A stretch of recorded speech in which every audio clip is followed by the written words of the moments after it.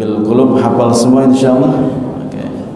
Allahumma shalli ala sayyidina Muhammadin tibbil qulubi wa dawaiha wa afiyatil abdani wa shifaiha wa nuril absari wa diyaiha wa ala alihi wa sahbihi wa sallim. Allahumma salli ala sayyidina Muhammadin tibbil qulubi wa dawaiha wa afiyatin abdani wa shifaiha wa nuril absari wa diyaiha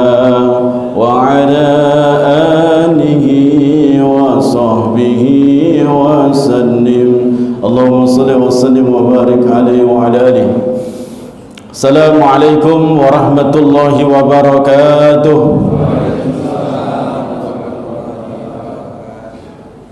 Ke pasar malam beli yoyo, jawab salamnya loyo. Bisa lebih semangat lagi hadirin? Oke, kita ulangi lagi. Assalamualaikum warahmatullahi wabarakatuh.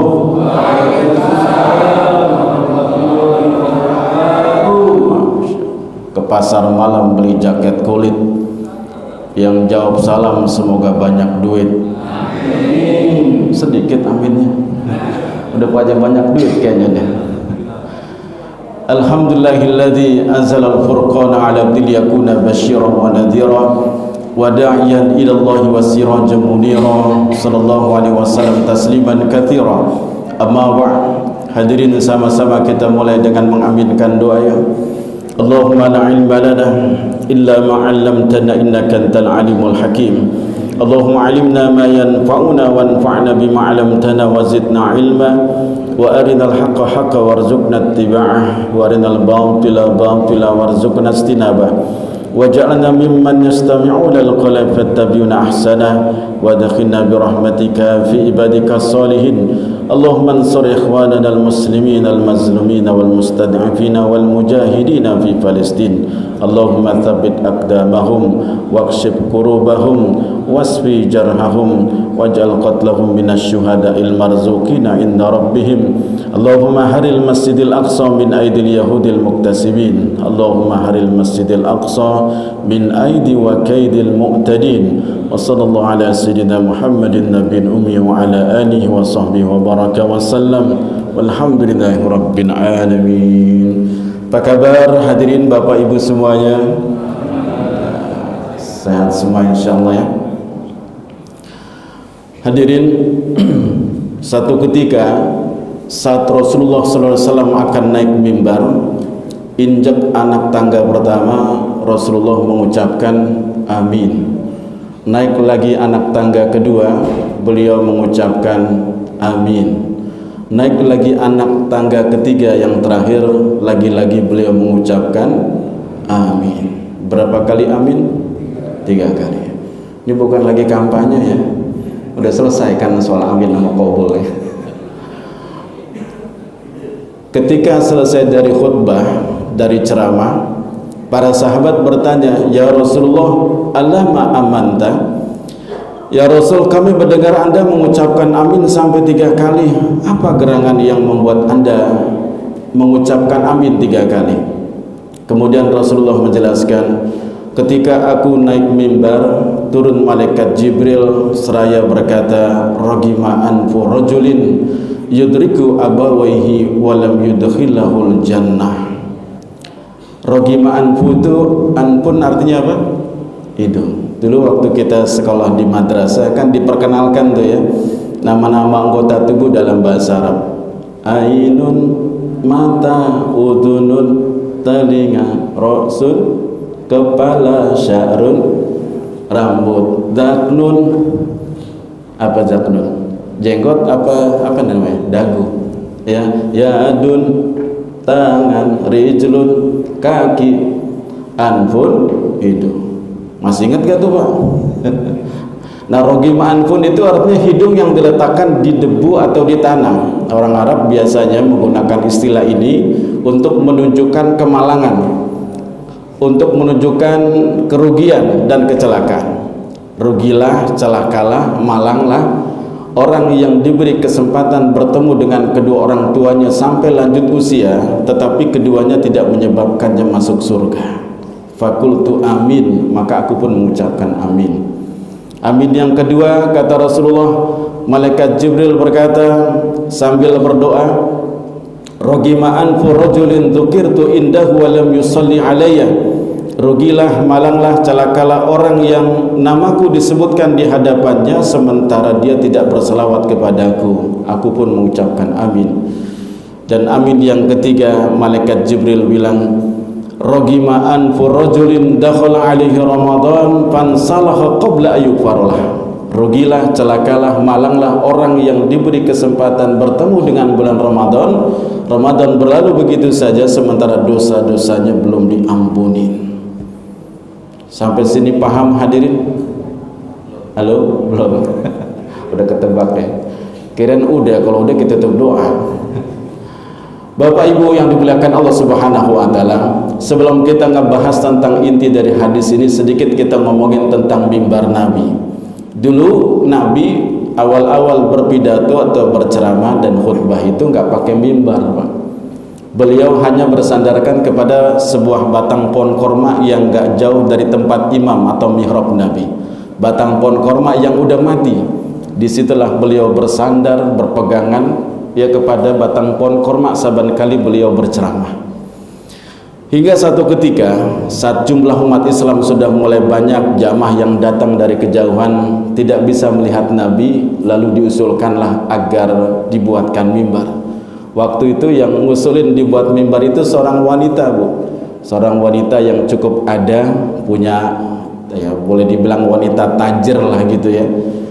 Kebetulan dia punya budak yang ahli dalam mengukir kayu. Kemudian Rasulullah pun mengizinkan untuk dibuatkan mimbar. Begitu mimbar udah jadi, dibawa tuh ke masjid Nabi kita. Lalu dipasanglah di depan masjid. Ketika mimbar sudah jadi, otomatis Rasulullah udah nggak lagi bersandar kepada batang pohon korma itu dan menggunakan mimbar yang baru. Hingga satu ketika hadirin, saat Nabi kita sedang berceramah di atas mimbar, tiba-tiba Rasulullah dan jamaah kala itu dikagetkan oleh suara rintihan dan tangisan. Ternyata rintihan tangisan itu bersumber dari batang pohon korma Nabi yang biasa disenderin, dipegang sama Nabi saban kali beliau berkhutbah. Rupanya itu batang pohon korma hadirin rindu dan kangen sama Nabi. Biasanya dipegang sama Nabi, disenderin sama Nabi saban kali beliau berceramah. Begitu dapat mimbar baru, Rasulullah meninggalkan pohon korma ini. Hingga Rasulullah turun dari mimbar, nyamperin tuh batang pohon korma lalu diadap bicara. Dan ini salah satu mukjizat Nabi yang disaksikan dengan para sahabat. Nabi kita kan lebih hebat, Pak, daripada nabi-nabi yang lain. Beliau bisa berbicara dengan semua makhluknya Allah. Kita kenal Nabi Sulaiman bisa bicara dengan semut, dengan binatang, ya kan? Bahkan dengan jin. Nabi Sulaiman juga bisa. Nabi kita lebih keren lagi, beliau bisa berbicara dengan pohon korma. Jadi kalau ada orang zaman sekarang ngaku bisa bicara dengan pohon, kalau menurut saya ada dua kemungkinan. Kalau nggak stres, orang gila deh. Nah, Nabi turun lalu berbicara kepada pohon korma itu, maukah engkau aku doakan sebagai pohon korma yang dihidupkan kembali oleh Allah sehingga engkau berbuah dan buahnya dimakan oleh manusia, atau aku doakan engkau sebagai pohon korma yang dihidupkan kembali nanti bersamaku di surga. Maka dipilihlah oleh batang pohon korma mati itu doa kedua hadirin. Artinya apa hadirin? Pohon korma yang mati, jujur dia rindu, kangen sama Nabi, dibawa Pak ke surga sama Nabi. Apalagi kita umatnya nih yang ngaku beriman kepada Nabi, cinta sama Nabi, rindu pengen Nabi, mustahil gak kita gak dibawa ke surga sama Nabi? Mustahil. Maka jangan pernah ragu kepada Nabi kita. Kuatkan iman kita, kuatkan cinta kita dan rindu kita kepada Nabi, insya Allah kita pun dibawa ke surga hadirin. Maka diantara kisah yang menarik nanti kita temukan di surga, ada makhluk-makhluk Allah selain manusia bisa kita temukan ya dari dunia ini di surga. Di antaranya anjingnya Ashabul Kahfi itu Pak katanya. Kemudian nanti siapa? Untanya Nabi Soleh. Ingat kan? Kan habis tuh untanya Nabi Soleh dibantai sama umatnya. Allah menjanjikan untanya akan dihidupkan nanti di surga. Nah yang ketiga ini batang pohon korma mati di zaman Nabi. Jadi mudah-mudahan kita semua masuk surga, amin. Ketemu dengan tiga selain manusia ini, anjingnya Ashabul Kahfi, terus apa lagi? Untanya Nabi Soleh dan pohon kormanya Nabi. Ya. Jadi kalau kita lihat hadis ini ternyata mimbar Nabi itu anak tangganya ada tiga. Ini ada berapa? Berarti bid'ah nih kalau nggak ada tangganya. Ya soal mimbar ini soal budaya. Ya orang boleh membangun mimbar dalam bentuk dan mengadopsi kearifan lokal. Kalau di tempat saya belajar di Al-Azhar, mimbarnya lebih tinggi Pak. Anak tangganya itu lebih daripada 5. Ya, sehingga tingginya tuh hampir sama dengan podiumnya Masjid Istiqlal tuh tinggi. Macam-macam. Ya soal mimbar ini kita nggak bisa menilai perbedaan mimbar ini sebagai sesuatu yang bid'ah, apalagi kita anggap sebagai sesuatu yang prinsipil. Kalau beda berarti masalah. Enggak, itu diserahkan kepada kearifan lokal masing-masing saja. Yang kedua hadirin, dari hadis ini bisa kita ambil pelajaran tentang masyru'iyatu ta'minid doa, disyariatkannya mengaminkan doa. Jadi mengaminkan doa itu bukan bid'ah, ternyata itu bagian dari sunnah Nabi kita. Jadi kalau ada orang berdoa jangan diam aja Pak, angkat tangan kita, aminkan doanya. Kita nggak tahu nih dari lisan siapa, dari mulut siapa doa itu akan dikabulkan. Jangan-jangan dari doa imam rawatib kita, jangan-jangan dari ustadz kampung kita, jangan-jangan dari orang biasa gitu. Maka aminkanlah setiap kali ada orang berdoa. Apalagi kalau kita nggak pintar dengan mengatur kalimat doa-doa yang bagus dan menarik. Kebetulan ada doa dengan kalimat bahasa Arab yang menarik, nggak ada salahnya kita aminkan. Jadi jangan nganggap praktek ini dilakukan oleh Rasulullah dengan mengaminkan doanya malaikat Jibril. Yang ketiga dari hadis ini hadirin, kelihatannya ini doa buruk Ustaz. Betul, doa keburukan. Ini menunjukkan bolehnya kita mendoakan buruk kalau sudah nyata-nyata keburukannya. Kayak Zionis Israel deh, ya ini kan udah nyata kejahatannya, maka boleh kita mendoakan keburukan dan kemalangan untuk mereka. Kalau hadis ini sebagai doa keburukan yang sifatnya antisipasi, jangan sampai kita benar-benar menjadi orang yang rugi dan gagal tentang 3 orang yang disebutkan oleh malaikat Jibril. Ya. Terus apa lagi? Nah, itu poin penting sebelum kita masuk kepada isinya. Nah, sekarang kepada isi hadisnya hadirin. Nabi mengatakan apa? Sungguh rugi orang yang diberi kesempatan ketemu dengan kedua orang tuanya sampai lanjut usia, sementara keberadaannya tidak membuat kita masuk surga. Jadi ternyata jalan ke surga nggak jauh-jauh banget hadirin, dia ada di rumah kita. Siapa itu? Orang tua kita. Jangan sampai orang tua kita ini kita sia-siakan. Kalau kita menyia-nyiakan orang tua kita, berarti kita sudah menempuh jalan neraka. Ketika kita berusaha keras untuk memuliakan, membahagiakan kedua orang tua kita, disitulah jalan surga.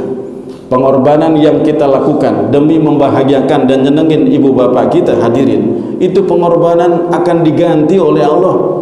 Sebelum nanti di akhirat Allah akan ganti di dunia ini. Maka nggak ada tuh kisahnya orang-orang yang selalu peduli dan perhatian dengan orang tuanya, hidupnya dibikin susah. Nggak ada. Justru dia akan dimuliakan dan disenangin oleh Allah. Bakti kita kepada orang tua, sampai-sampai hal yang sekecil disebutkan oleh Al-Quran, wala taqul lahuma uff, janganlah kau mengatakan uff, gitu ya. Sebuah kalimat yang menunjukkan ketidaksetujuan kita dengan apa yang diinginkan atau diperintahkan oleh orang tua kita. Ayah nih, ibu nih, begitu aja udah dosa tuh Pak, baru ngomong begitu. Apalagi sampai ngebentak, apalagi sampai nyakitin fisiknya, apalagi sampai ngebunuh. Ini sudah jauh dari surga. Bahkan ketika kita berbicara di hadapan orang tua kita, Allah bilang apa? Wahfid janahaka minadzul. Kalau kau sedang berbicara dengan ayah ibumu, rendahkan kedua sayapmu. Ini bahasanya indah sekali Al-Quran hadir. Apa yang dimaksud dengan kedua sayap ini? Kita bisa terbang dengan kedua sayap sebagaimana terbangnya burung. Artinya kalau kita lagi bicara sama kedua orang tua kita, jangan merasa tinggi, jangan merasa terbang. Sekalipun orang tua kita nggak lulus SD, sekalipun orang tua kita mungkin miskin, bodoh, tapi kalau sudah berada di hadapan kedua orang tua kita, tundukkan kerendahan hati kita, tundukkan kerendahan diri kita di hadapan keduanya. Jadikan keduanya orang yang paling hebat di mata kita. Jangan sampai kita profesor, doktor, pejabat lalu mentang-mentang kalau bicara sama orang tua kita pun meninggi. Rendahkan suara kita, rendahkan segala-galanya. Ya. Maka tidak ada makhluk yang menjadi wakilnya Allah, Pak, untuk menunjukkan ridho dan tidaknya kepada kita kecuali kedua orang tua kita, Pak. Kalau kita pengen tahu kira-kira Allah lagi ridho dengan kita atau tidak kan susah nih. Ada yang tahu, Pak. Bapak bisa menilai, saat ini saya tahu Allah lagi ridho dengan saya. Saya tahu saat ini Allah lagi nggak ridho dengan kita. Susah, Pak. Tapi kita bisa mengetahui Allah ridho dengan kita atau tidak lewat orang tua kita. Jadi kalau orang tua kita udah senang, udah bahagia dengan kita, hadirin, itu isyarat tuh bahwa Allah senang dengan kita juga. Ketika orang tua kita sebel, nggak demen sama kita, jangankan tinggal bareng sama kita, ngelihat kita aja udah muak. Ya ampun, kalau udah kayak begini, jangan-jangan Allah pun muak dengan kita, hadirin. Maka apa kata Rasulullah? Ridullah fi ridul walidain wa sukhtullah fi sukhtil walidain. Ridhonya Allah ada pada ridho kedua orang tua kita, dan murkanya Allah juga ada pada murka kedua orang tua kita. Masih ingat gak hadirin dengan kisahnya Uwais Al-Qarni? Uwais Al-Qarni kan tinggalnya di Yaman. Rasulullah waktu itu tinggalnya di Madinah. Ketika Sayyidina Umar akan berangkat haji, dipesenin sama Rasulullah, ya Umar, nanti ada juga orang yang berangkat haji namanya Uwais Al-Qarni. Orang yang kecil, kulitnya hitam, rambutnya keriting, dan ada bopak-bopak putih di kulitnya karena kena penyakit lepra dulunya itu, Uwais Al-Qarni. Kalau kau ketemu dengan dia, minta doanya ya Umar, cium tangannya, ambil berkahnya. Selevel Sayyidina Umar, hadirin, sekelas Sayyidina Umar diperintahkan oleh Rasulullah untuk ngalap berkah dan minta doa dari Uwais Al-Qarni. Uwais Al-Qarni ini bukan orang terkenal di bumi, tetapi orang terkenal di langit. Sayyidina Umar pun penasaran tentang keistimewaannya Uwais Al-Qarni ini. Ternyata Uwais Al-Qarni menjadi wali Allah hanya beramalkan bakti kepada kedua orang tua. Seringkali ketika beliau punya keinginan untuk pengen ketemu sama Nabi, terhalang oleh melihat ibunya yang sudah tua dan mengalami penyakit. Sehingga itulah yang membuat Uwais Al-Qarni gagal terus menemui Nabi. Tapi kegagalannya menemui Nabi dimaklumin sama Nabi, sehingga Nabi dari kejauhan tahu bahwa ada salah seorang sahabat yang rindu pengen ketemu dengan Nabi, tapi rela menghalangi itu semua, rela tidak melakukan itu semua demi mendampingi sang ibunya. Maka hadirin, kalau pengen jadi wali Allah, dampingin, senengin orang tua. Saya lihat di sini udah pada jadi wali ini, wali murid lah minimal. Itu pertama hadirin dari hadis itu. Yuk sama-sama kita muliakan orang tua kita. Ya, jadikan dia sumber kebaikan, sumber keberkahan, dan jalan kita ke surga. Yang kedua, kata Rasulullah, dzukirtu indahu wa lam yusalli alayya. Rugilah, malanglah, celakalah orang yang namaku disebutkan di hadapannya sementara dia tidak berselawat kepadaku. Hadirin, untung Nabi memberikan cara bagaimana kita membangun hubungan intens, hubungan batin, hubungan ruh antara kita dengan beliau lewat media sholawat.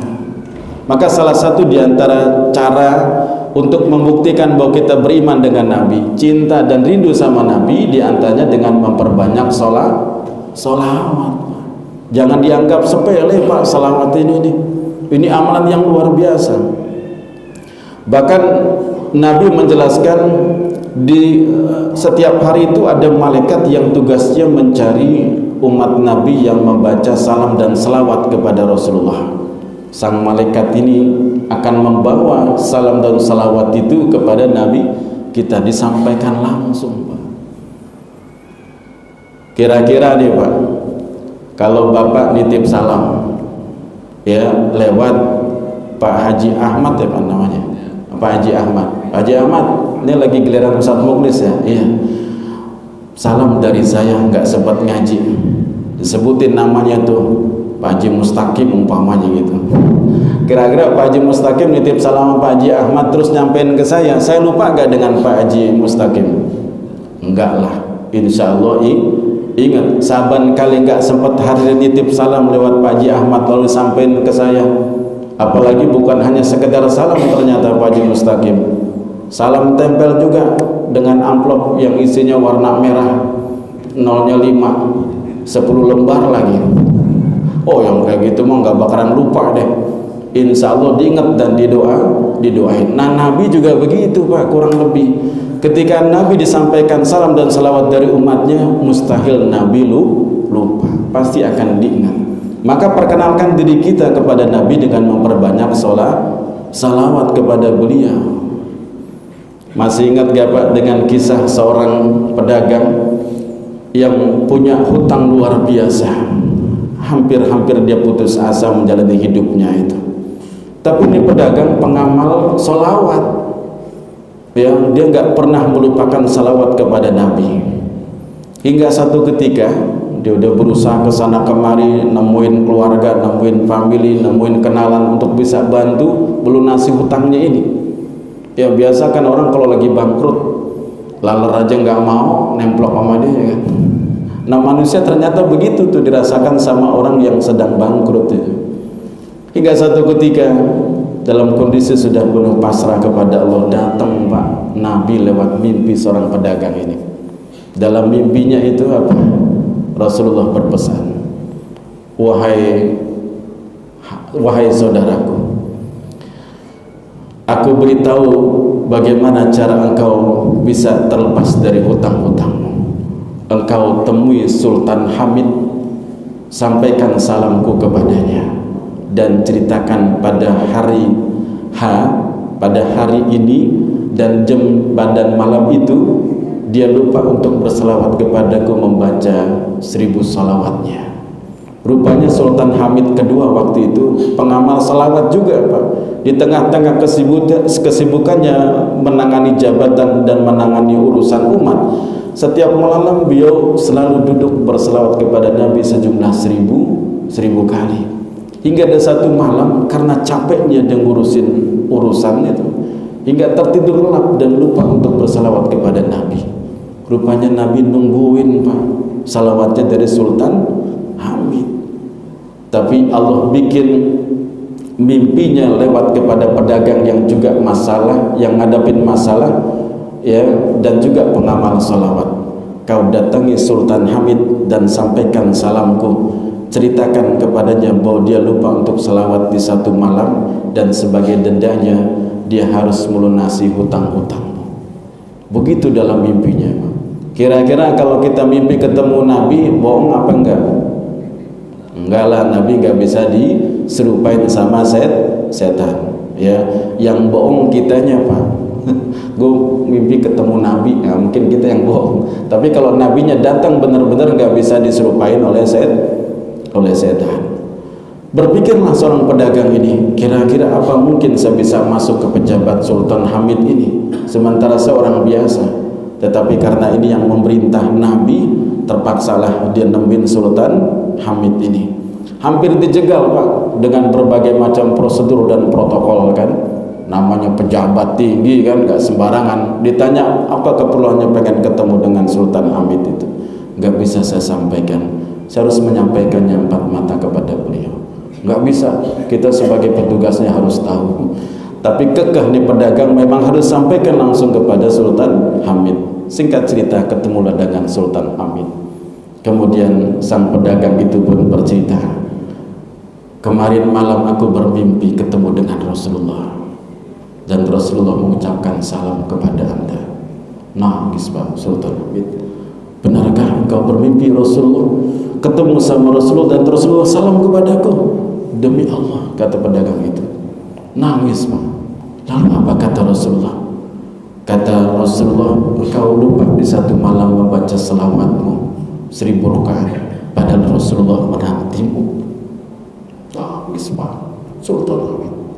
Sampai akhirnya kau ketiduran, Rasulullah menantikan selawatmu itu. Dan kata Rasulullah, sebagai dendanya karena kau melupakan selawat 1000 kali itu, engkau diminta untuk melunasi hutang-hutangku. Berapa hutangmu? Diambil dari lacinya Pak, langsung dilunasin. Masya Allah. Inilah kisah-kisah unik yang menarik dari para pengamal dan pencinta selawat kepada Nabi.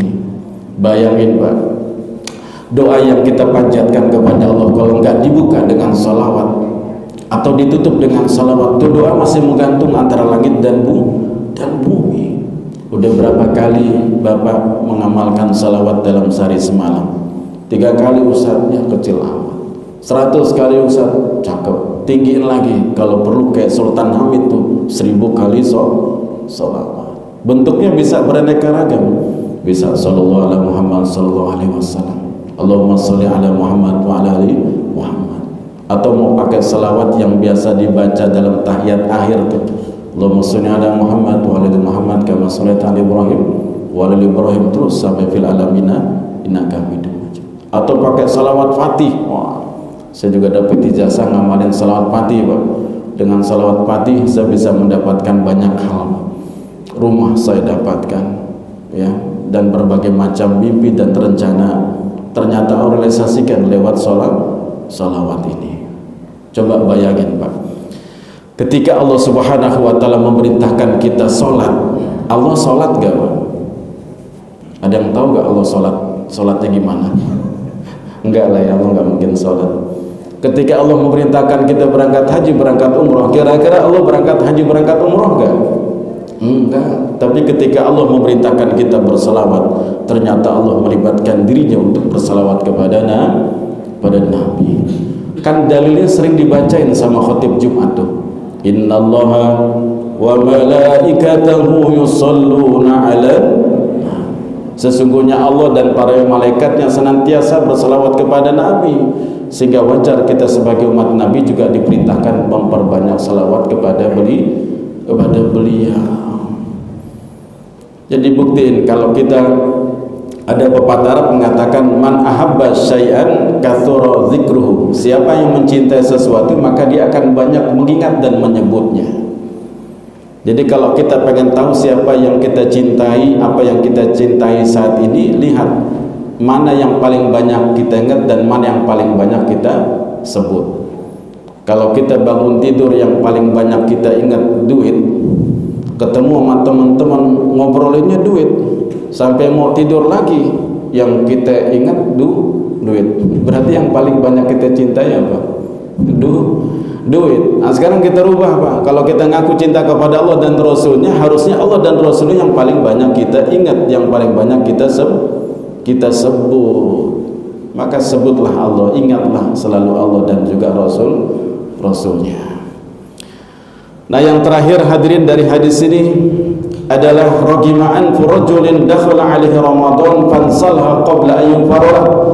Rugilah orang yang diberi kesempatan ketemu dengan bulan Ramadan, Ramadan berlalu begitu saja sementara dosa-dosanya belum diampuni. Ini tanda kasih cintanya Allah kepada kita. Keberadaan Ramadan merupakan hadiah terbesar, anugerah yang istimewa buat kita, Pak. Karena kita ini orang-orang yang gak pernah lepas dari salah dan dosa. Jangan-jangan di Masjid Al-Furqan ada hamba Allah yang sampai saat ini gak pernah melakukan perbuatan dosa dan kemaksiatan. Ada gak kira-kira? Coba tunjuk tangan siapa malah berkah dengan beliau. Atau yang merasa dosanya sedikit, ada gak? Tunjuk tangan di sini. Nggak ada ya. Yang dosanya paling banyak di sini ada gak? Oh, ini orangnya. Ya Allah, kita semua butuh ampunannya Allah Subhanahu wa taala. Susah juga kita mencari cara untuk mendapatkan ampunan Allah Subhanahu wa taala yang paten dan jitu. Allah sudah menghadirkannya saat ini, namanya bulan Ramadan. Ramadan arti harfiahnya saja hadirin itu sudah menunjukkan bulan yang istimewa. Ramadan itu artinya membakar dan memanaskan. Keberadaan bulan suci Ramadan ingin membakar dan memanaskan dosa-dosa kita. Kata Rasulullah, innallaha farada siyam fi Ramadan wa sanantul qiyam fi Ramadan. Allah mewajibkan puasa di bulan Ramadan, sementara aku mewajibkan qiyam, ya salat tarawih atau salat malam. Wa man shamahu wa qamahu, siapa yang melakukan puasa dan salat malam atau salat tarawih imanan, ya motivasinya landasannya karena iman kepada Allah Subhanahu wa taala, wahtisaban dan mengharapkan pahala dari Allah.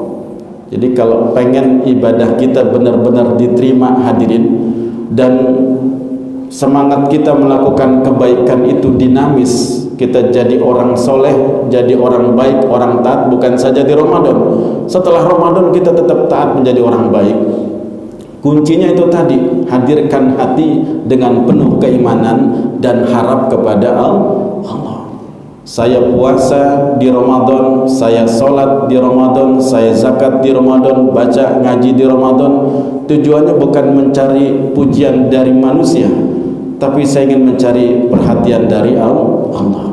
Tujuannya untuk membuktikan bahwa saya ingin serius beriman kepada Allah.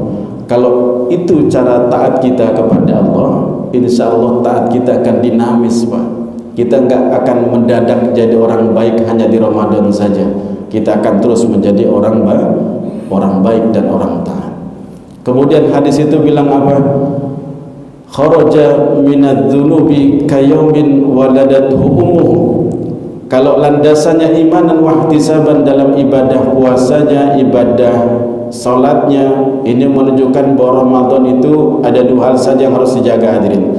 Ibadah wajib dan ibadah sunnah. Jaga yang wajib. Yang wajib apa? Puasa. Yang wajib apa? Salat 5 waktu. Yang wajib apa? Zakat. Jaga itu semuanya. Ya, kemudian tingkatin yang sunnah. Kalau yang wajib itu tertentu jumlahnya dan bilangannya. Kita nggak boleh nambah-nambahin yang wajib, apalagi yang nguranginya. Ya jangan sampai sholat 5 waktu mentang-mentang bapak kuat, sehat, lagi semangat imannya, saya pengen 10 waktu saat yang wajib buat saya. Ini namanya bid'ah.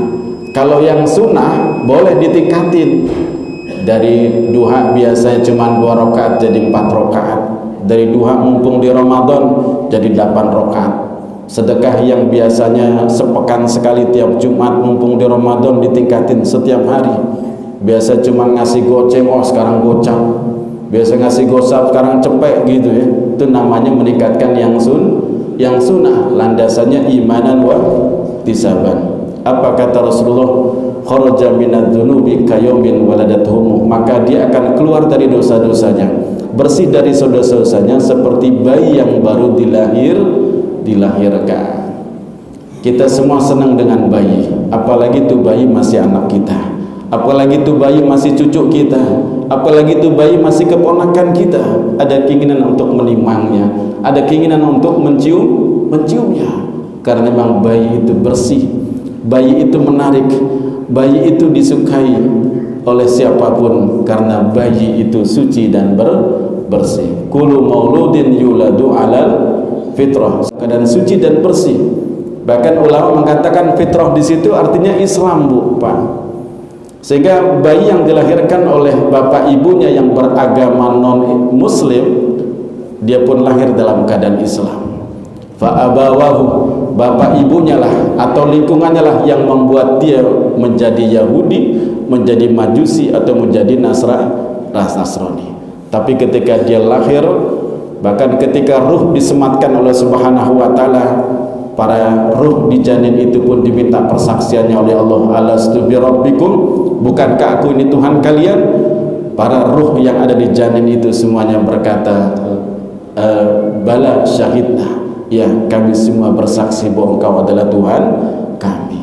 Jadi semua bayi itu Islam. Ya, begitu mereka dewasa berbeda agama itu karena faktor lingkungan dari orang tua, keluarga dan lain sebagainya. Maka jaga semangat fitrah ini.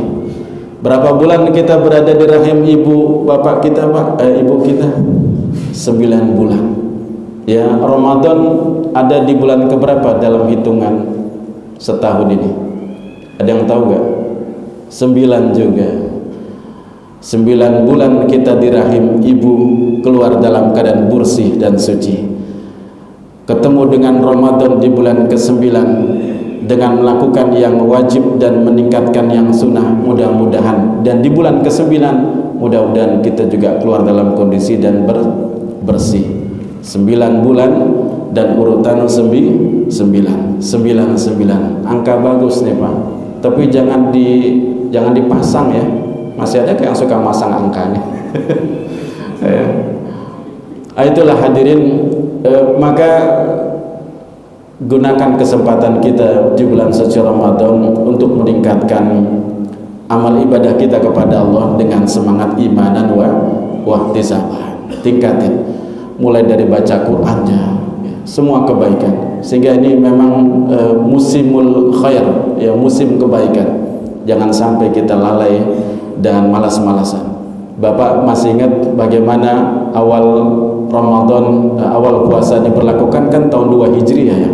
Di tahun itu juga terjadi perang Badar, Pak. Tepatnya tanggal 17 Ramadan. Bayangin, Nabi dan para sahabat lagi puasa, Pak. Tapi riwayat mengatakan Rasulullah mempersilahkan sahabat yang mau berbuka karena kondisi perangnya ini hebat sekali. Melawan 3 kali lipat dari musuh. Musuh berapa? 1000. Rasulullah dan orang beriman kali itu jumlahnya berapa? 313. Senjatanya juga kurang sekali. Rasulullah cuma punya 70 ontak, sementara prajuritnya ada 313. Terpaksa Rasulullah harus menggilir ya para sahabatnya bergantian naik ontaknya itu. Setiap berapa kilo naik ke 70 orang. Setelah selesai yang lainnya pada lari, Pak. Ya Allah. Berarti kalau 313 naik 70, 200-an pada lari itu. Begitu selesai turun ke 70, naik lagi masuk 70. Yang tadi diontak jalan lagi. Begitu. Saking kekurangannya peralatan dan persenjataan, sementara pihak musuh 1000 ya itu semuanya pakai ontak dan kuda. Mereka prajuritnya mengenakan baju besi. Bahkan juga membawa para biduan, ya para penyanyi untuk menabuh genderang yang isinya ingin melemahkan dan menghina pihak musuh. Zaman perang dulu kan kayak begitu, Pak. Banyak bawa macam-macam, banyak bawa harta, sehingga nanti kalau menang, itu harta jadi gonimah.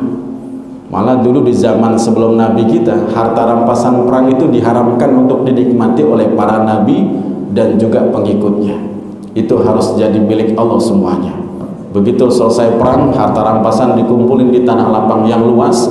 Kalau memang peperangan itu diridhoi oleh Allah, tuh harta rampasan akan disambar petir Bulgar, jadi hancur semuanya.